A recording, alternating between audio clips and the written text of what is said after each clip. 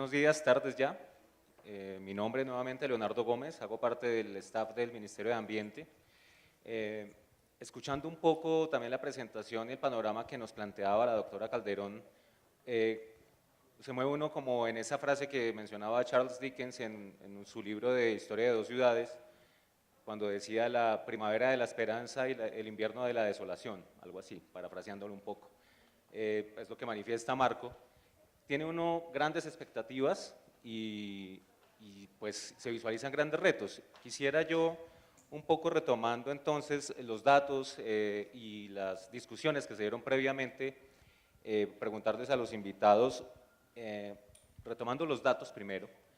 Nos mencionaba en la presentación la doctora Calderón que la gran mayoría de la población está obviamente asentada y ha sido desplazada sobre la zona andina de nuestro país. Esto implica también un abandono de las áreas rurales, ¿no?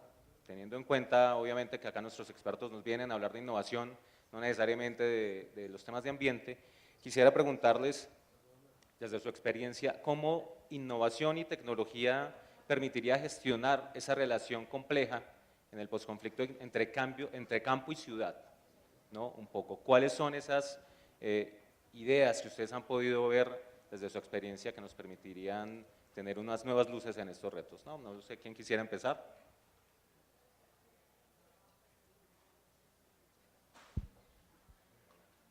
Empezamos por las damas, si me permiten, y ya te doy la palabra.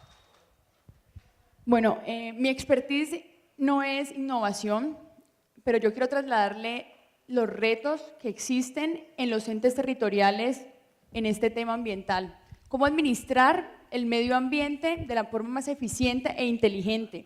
Entonces, enfrentamos muchos retos y yo creo que la oportunidad que les da la tecnología y los datos y la innovación es grandísima. Por ejemplo, yo les pongo algo en la mesa. Tenemos un departamento administrativo de gestión de medio ambiente que lo mencionaba la doctora, son las autoridades ambientales en los territorios que no tienen suficiente capacidad para hacer un control y vigilancia y seguimiento a lo que pasa tanto en las ciudades como en las regiones urbanas. Entonces, aquí la tecnología y los datos juegan un papel muy importante, podemos hacer control y vigilancia de manera inmediata y podemos ir más rápido a detectar qué es lo que están haciendo mal o quién está delinquiendo en manera ambiental.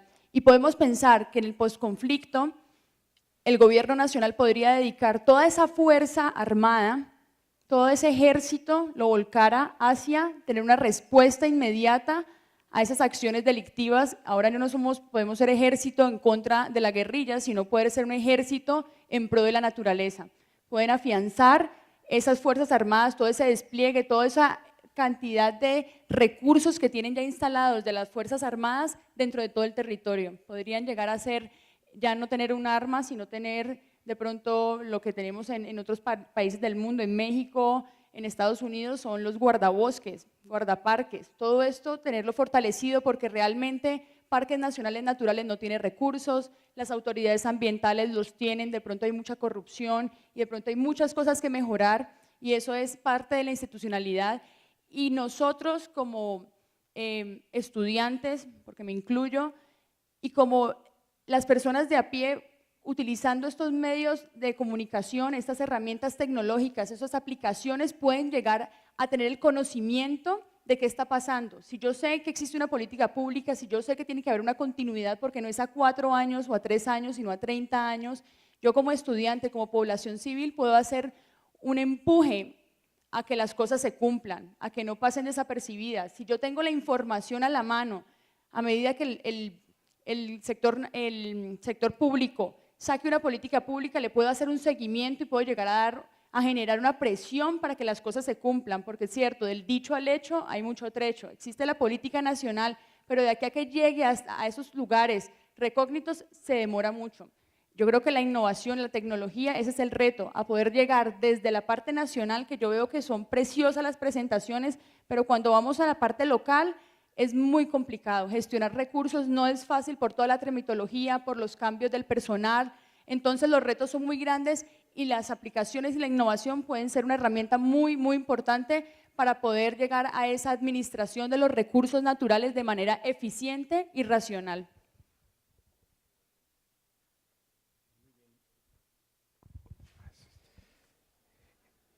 A mí me gustaría hacer mi intervención a partir de dos apreciaciones. La primera apreciación tiene que ver un poco con las artes marciales, ¿no? Que te enseñan a utilizar la energía que viene en tu contra para transformarla en una energía a tu favor. O sea, cuando te van a golpear te enseñan a cómo redirigir esa energía y entonces tumbar al contrincante, ¿no? Veo que se ha hecho una extraordinaria labor de planeación en donde tenemos, o se tienen, mejor dicho, muy bien realizado el diagnóstico y por lo tanto tienen una primera parte muy bien estructurada como base, que es identificar los problemas y los retos. Pero ahora viene la otra parte interesante, que es cómo conviertes esos problemas en la oportunidad.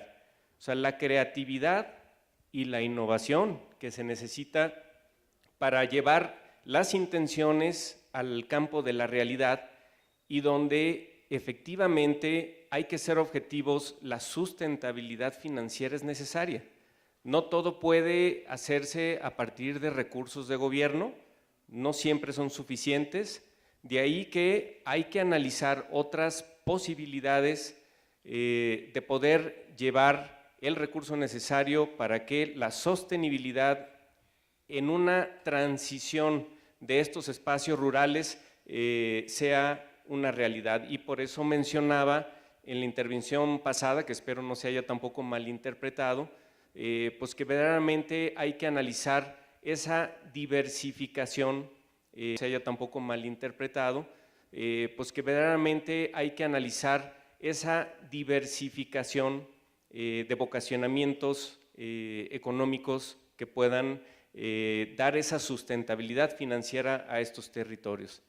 La otra apreciación que haría es no tenerle miedo a la participación internacional o a que venga gente de fuera a ayudarnos a construir una visión.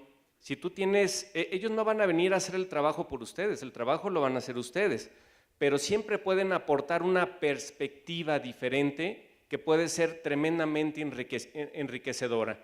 Si la perspectiva o la recomendación no aplica, bueno, simplemente se desecha, no hay nada que perder. Pero en mi experiencia normalmente es lo contrario, una perspectiva diferente te ayuda a ver cosas que quizás localmente no habías visto, ¿no? Entonces yo no le tendría miedo a la participación internacional, al contrario, siempre y cuando, por supuesto, en una metodología de planeación adecuada, pues el trabajo sea local. Es importantísimo que sepan identificar las fortalezas de cada sitio y en este caso hay fortalezas que son evidentes, pero también, y las más interesantes, son aquellas fortalezas que no son tan evidentes y que lo interesante es descubrirlas, ¿no? Para a partir de ellas, entonces poder generar estas estrategias de transición para que los territorios de ser, vamos, en un ámbito que era negativo para todo mundo, se puedan convertir en positivo para la mayoría.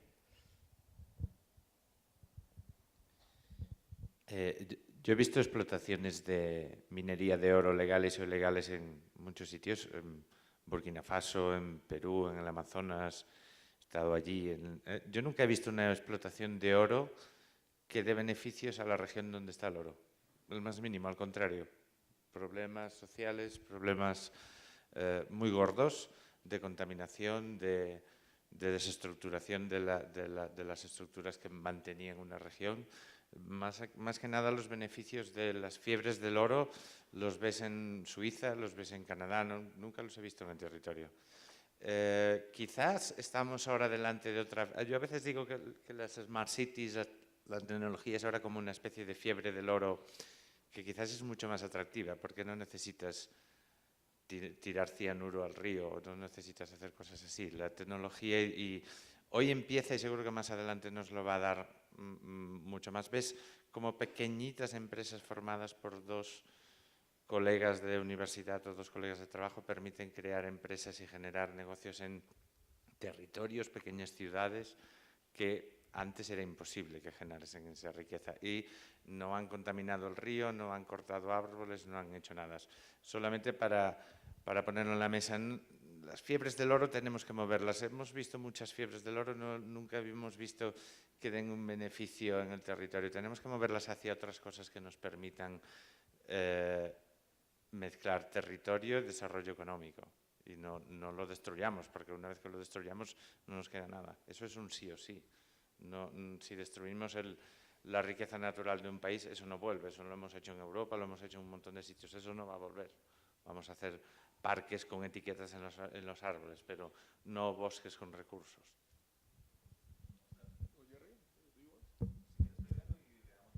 Ok, brevemente.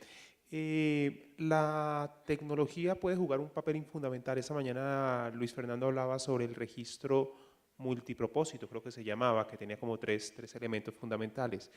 No nos preocupemos por la tecnología está ahí. Pongo un ejemplo práctico, directo, que existe. Allá en la clase de Ciudadanía Inteligente compartía un ejemplo en Yakarta, no sé si es en Yakarta exactamente, había un problema porque había 870 rutas de buses y nadie sabía por dónde iban los buses. Las ciudades estaban insistiendo mucho en cómo carajos, y valga la palabra, voy a recuperar información por dónde van los buses de esos 870 líneas. Un diseñador dijo, utilicemos OpenStreetMaps, utilicemos Twitter, centralizamos esa información y se la doy al ayuntamiento, a la alcaldía. La ciudadanía se comprometió con el proyecto y por donde iba el bus, iban marcando la ruta del bus. En 3 días, literalmente, en 3 días recogieron toda la información disponible. Aplico a esto el tema de medio ambiente. Imaginémonos hacer el catastro rural de nuestros campos a partir de los campesinos, donde les damos una herramienta app donde pueden ir caminando. No hay que desarrollar grandes cosas. Las cosas están ahí. Twitter, OpenStreetMaps, puedes darte una visión transversal impresionante. Y para ser muy breve, retomo la palabra de Marc con el sentido de que la ecología urbana es muy importante. Es dramático y diría que trágico que Medellín, la ciudad de la eterna primavera, esté en emergencia ambiental. Esto no tardará en pasar, creo que no pasa aquí básicamente por razones topográficas, porque se lo lleva la contaminación, pero la economía urbana, la ecología urbana, tenemos que tener especial atención con ella. La urbanización de nuestra ciudad, de nuestros territorios y nuestros países va a ir creciendo, será imparable y tenemos que ser conscientes que lo que nos rodea es fundamental. Si no lo hacemos bien en el campo, tampoco lo haremos bien en nuestras ciudades. Jerry.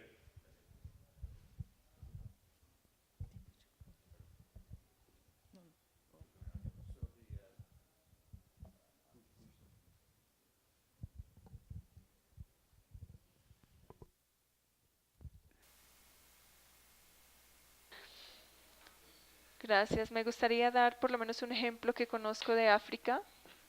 Un líder en África, un joven, organizó un programa de educación para enseñarle a los jóvenes a ser emprendedores agrícolas, para ser mejores agrícolas. Y su objetivo es darles una alternativa que no sea entrar a un ejército ilegal, utilizar estos machetes para, digamos, asesinar a las personas, para utilizarlos para cultivar. Y hay lugares que nos ayudan a aprender a trasladarnos del conflicto a la paz. Pero creo que el hecho que los materiales clave, los 3 materiales clave que mencionamos aquí, digamos en cuanto a las drogas, el oro y el petróleo, perdón, las drogas y el oro son extremadamente poderosos como fuerzas económicas, o sea que si queremos reemplazarlas con una economía alternativa, no, realmente es difícil encontrar algo que sea mejor recompensa que otras actividades ilegales, por ejemplo. Creo que es un programa que va a necesitar un gran esfuerzo. Yo creo que un rol estratégico que tiene la tecnología y los datos es poder hacer una segmentación correcta de las necesidades que pueden tener las distintas comunidades urbanas y rurales en todos esos territorios. Y algo que quisiera poner sobre la mesa es la capacidad que tiene la tecnología para contribuir al desarrollo humano de las poblaciones rurales.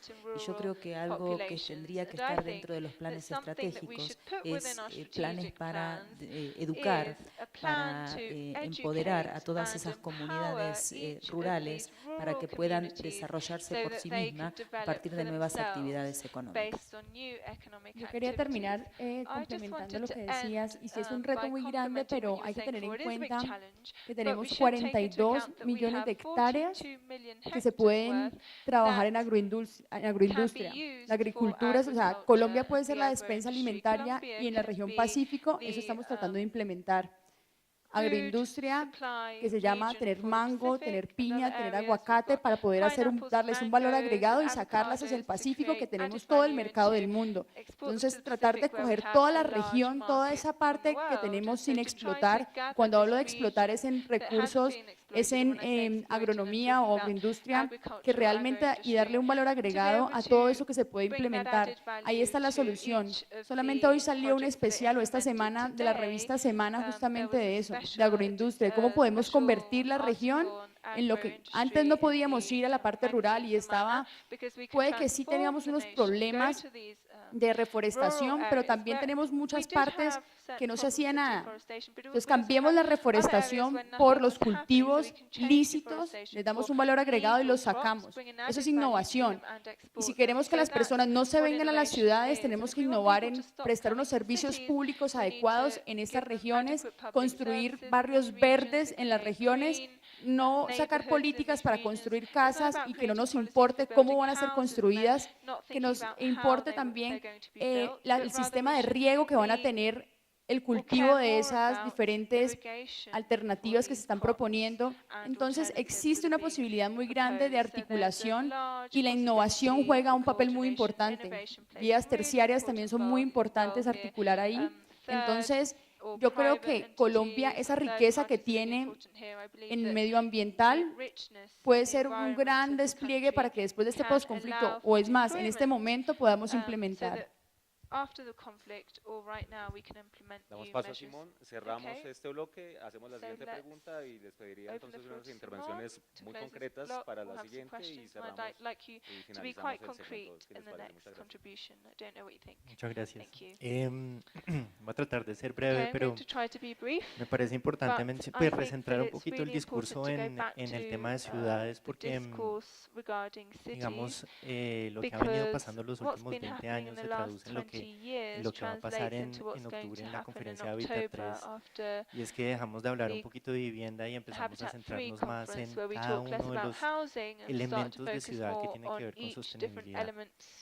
Pero no es para hablar de sostenibilidad, sino es para hablar de que las ciudades tienen una nueva definición, y es que estamos hablando de asentamientos que ya fluctúan sobre un continuo urbano rural.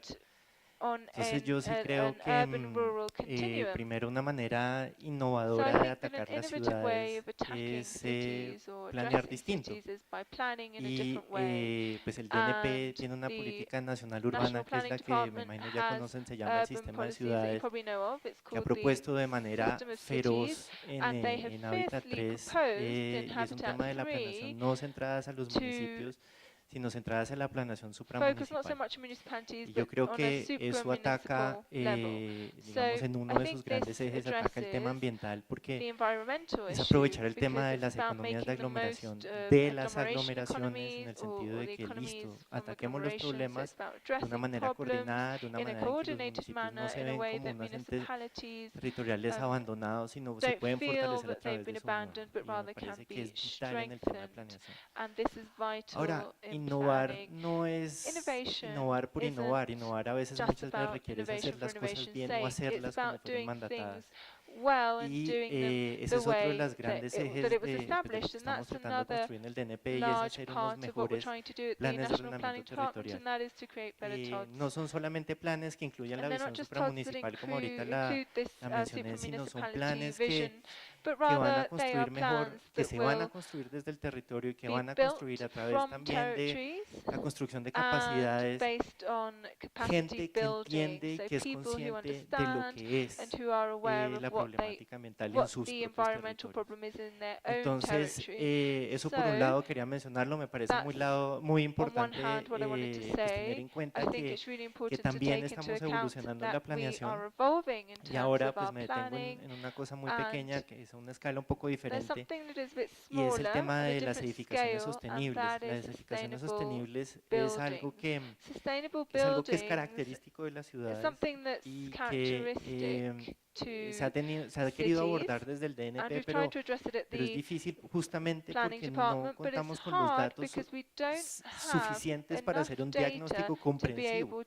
sea, se puede atacar una política de edificaciones sostenibles en algunas etapas, cuánto se está consumiendo de agua, cuánto se está consumiendo de energía, pero pensar en las edificaciones es pensar en ciudad y si yo voy a darle un enfoque integral a una política de edificaciones sostenibles, tengo que tener datos desde que yo tomo la decisión de construir, desde que yo elijo la localización de mi construcción hasta que yo elijo los materiales, ya hablamos de temas materiales, extracción minera ilegal, y en fin, toda la cadena relacionada con edificaciones. Uno puede construir una política comprensiva, pero solo si cuenta con esos datos. Y pues difícilmente pues, los hemos tratado, los hemos venido construyendo, pero pues eso es algo que pues, me imagino que a largo plazo pues, podamos tener.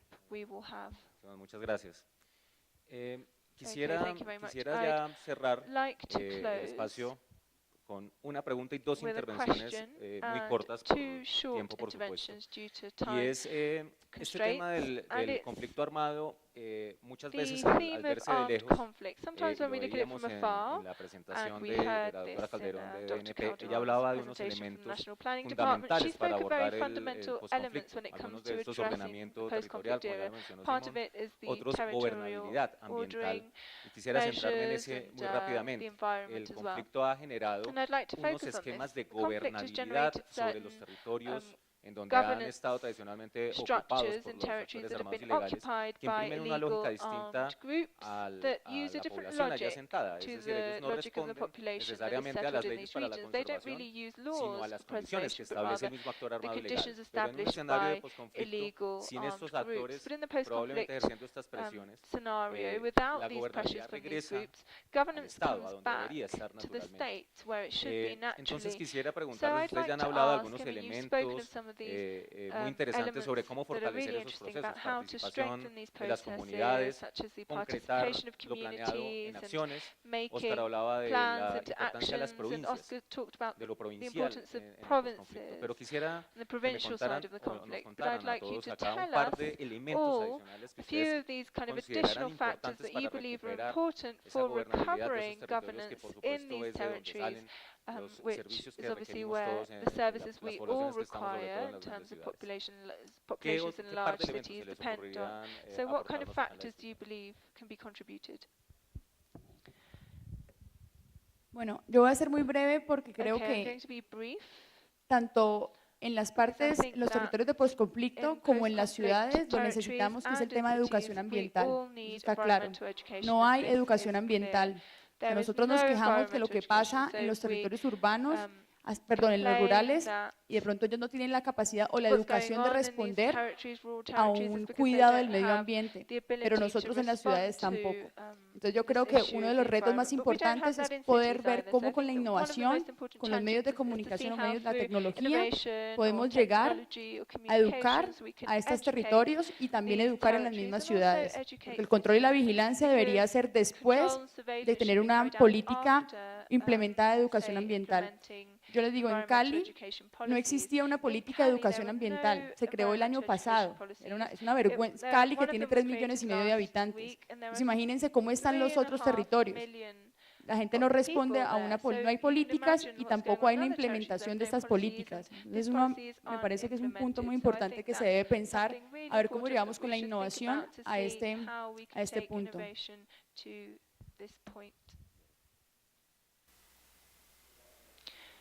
Me gustaría proponer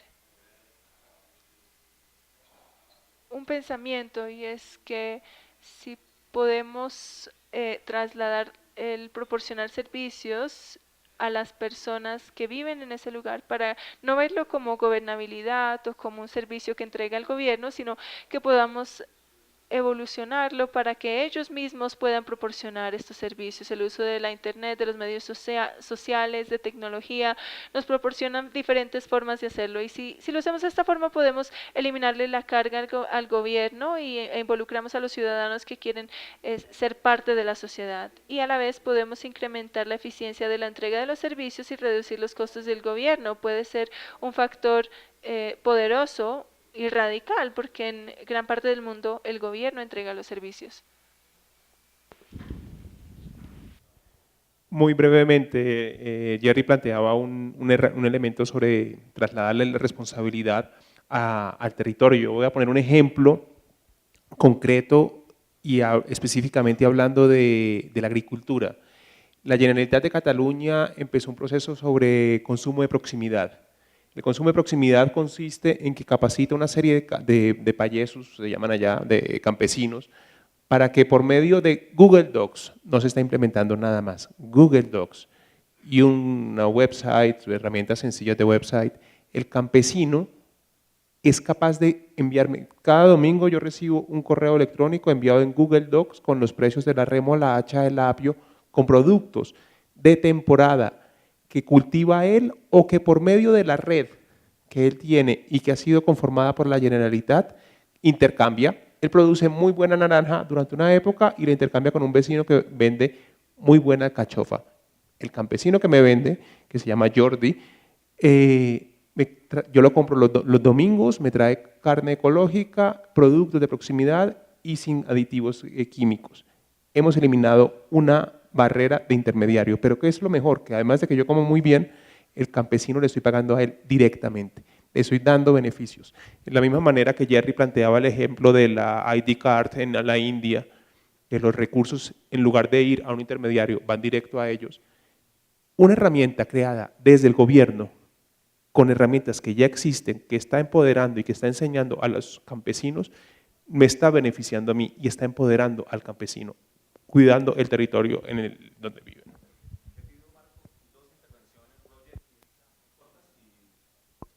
Bueno, intento ser rápido, aunque me gustaría un poco enlazar las dos preguntas que han salido. Y de hecho, esta segunda, en cuanto a la gobernabilidad, yo creo que hay las tecnologías y sobre todo la educación que comentabas tú es fundamental. Y creo que la manera que tenemos de llegar a todo el mundo para educar en medio ambiente, en ecología, nos lo pone a disposición Internet. Internet nos ha democratizado la educación. Internet nos permite llegar a todo el mundo con capacidad de educar o con capacidad de que la educación llegue a todo el mundo. Y por lo tanto, por eso son tan importantes las tecnologías en cualquier proceso de transformación. Y tanto esto pasa en el ámbito territorial como en el ámbito más urbano. Y ahí me gustaría, yendo casi a la primera pregunta, y yo creo que Óscar ponía un buen ejemplo de tecnologías en el ámbito territorial que no son las mismas o no tienen por qué ser las mismas en el ámbito urbano. Y ahí ponerles un pequeño ejemplo. Y se lo decía uno de estos días, el tanto por ciento de polución que hay en las grandes ciudades, 60-70%, es debido al tráfico, a los vehículos. Hay una tecnología que nos lo va a cambiar, que es el vehículo eléctrico. ¿Se imaginan dentro de 15 años, 20 años, con un mejor servicio público de transporte y además con todos los vehículos eléctricos? Esta tecnología nos ha reducido el 70% de la polución. Por lo tanto, la tecnología tiene un impacto en la transformación muy grande. Pero esta tecnología no va a venir sola. Necesitamos valentía política, planificación y que todos los actores estén en esa línea. Y para acabar, yo les quería, y eso yo creo que forma parte de esa ecología urbana que antes mencionaba Marco. Y para mí un buen ejemplo de ecología urbana no sé si real o no, es esta universidad. Yo les decía, en Barcelona uno de los 22 programas de Smart City que tenemos es la renaturalización de la ciudad, es decir, la ecología urbana en la ciudad. Y les ponía el ejemplo de que nosotros en Barcelona tenemos por una parte el litoral, el mar, y en la otra la sierra, como ustedes tienen aquí en Bogotá, Monserrate. Es decir, una de nuestras obsesiones ahora, o uno de nuestros proyectos es cómo hacemos que en lugar de lo que hemos hecho durante muchos años, que es subir hacia la sierra, construir hacia la sierra, cómo hacemos que ahora la sierra baje hacia la ciudad y cómo hacemos corredores verdes y cómo hacemos que la ciudad se integre dentro de la sierra. ¿Y por qué les pongo el ejemplo de esta universidad? Si ustedes salen aquí afuera, yo ayer lo comentaba con algunos de los alumnos, la sensación es que esta universidad está embebida dentro de la sierra. A mí me parece un gran ejemplo de ecología urbana. Y por eso creo que, en ese sentido, yo creo que la tecnología y sobre todo la planificación es lo que nos van a ayudar en ese sentido. Un minuto, sí, un minuto, O sea, gracias. hay un hotel embebido aquí en la sierra, entonces lo vamos a hacer. Y sigo yo, Elsa y yo. ¿Puedo? Los Un privilegios. minuto. Yo creo que lo que también es necesario es la definición de un plan de beneficios concreto para los actores locales, para ver qué se le entrega a cambio en función de todas las iniciativas que se están planeando y qué valor concreto se les entrega para convencerlos, particularmente a la base, en esas 4 categorías de ciudadanos que hablaba el profesor Mujica, para convencerlos de que es mejor hacer esfuerzos para desarrollarse esos mismos y no ir a la delincuencia. Yo, ya para cerrar y agradecerle a las personas que han sido constantes, nos vemos a las 2 de la tarde y retomamos la agenda del 4º segmento, que es sobre desarrollo y cohesión social. Simplemente, y una idea para gobierno, contacten al laboratorio del MIT de juegos y políticas públicas, porque entiendo que ellos han desarrollado juegos, por ejemplo en África, para que los ciudadanos, los habitantes, los urbanitas, aprendan de ecología. Entonces yo pienso que la educación fracasó. O sea, aquí en la universidad nos estamos preguntando cómo vamos a comenzar a educar centennials, ya ni siquiera millennials. Estamos pensando, la universidad tiene un laboratorio de innovación en educación, pero queremos educar a los centennials que están cerca al Amazonas, no los que están cerca a Londres o cerca a Nueva York, los que están cerca al Amazonas, los que viven donde está el 10% de la biodiversidad del planeta. Colombia es uno de los países con más potencial energético en el mundo, con más potencial hídrico, con más potencial en biodiversidad. Y en África lo hicieron. O sea, la educación en ecología fracasó, la educación tradicional fracasó. Y con juegos serios, han logrado permear en niños, en adolescentes, en mujeres, la importancia del medio ambiente.